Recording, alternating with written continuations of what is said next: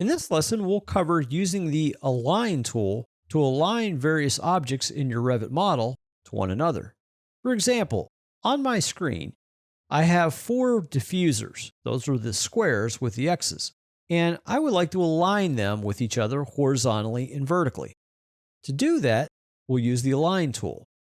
So to start the Align tool, let's go to the Modify tab on your ribbon. Then in the Modify panel, let's click Align. Now when you start the Align tool, Revit is going to ask you, what do you want to align to?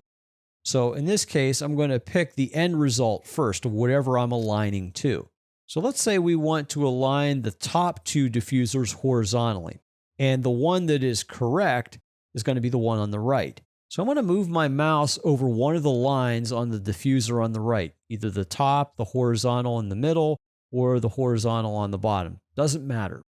So I'm going to just choose the top horizontal line of the diffuser on the right. Now that's what I'm aligning to. You'll see an alignment line appear. Revit now is asking me to select whatever you want to align to it. So in this case, this is the diffuser on the left. I'm going to pick the same horizontal line on the diffuser on the left because it's going to align that line with the first line that I chose from the diffuser on the right. So go ahead and select that horizontal line on the top of the diffuser on the left. Now you see those 2 are aligned. Now you do have one other symbol that appears. It's a padlock.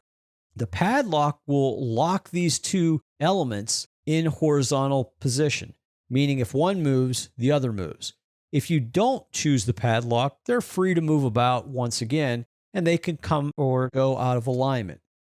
But just to show how this works with the padlock, if you click the padlock, it now becomes locked. Let's deselect just by clicking anywhere in the background. And then to exit out of the alignment tool, hit escape.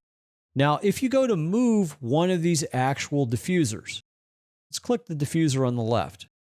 Now with it highlighted, just hold the left mouse button down and move it up. And as you can see, the diffuser on the right moves up and down with it. Now you can move the diffuser on the left back and forth, right and left, and it doesn't affect the diffuser on the right. To release, just let go of your mouse, and to deselect, just hit escape. Now let's say you want to align the diffuser on the right with the diffuser on the right bottom. So let's start the alignment tool once again. Modify tab, Modify panel, click Align. Let's say the diffuser on the top is the correct one. So I'm going to choose one of the lines on the diffuser. I'm going to pick the vertical line on the right.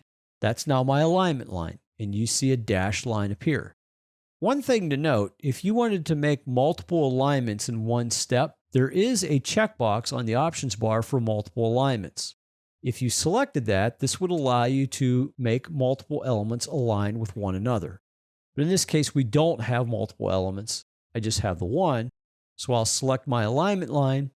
Then I'll move to the second object that I want to move to be in alignment, select the same relative position, or in this case, the same line, and it will move. And once again, I have the padlock if I want to lock these 2 together. So in those 2 examples, I was able to create the 2 elements by dragging and then locking them together in position. So if I move one, the other one moves.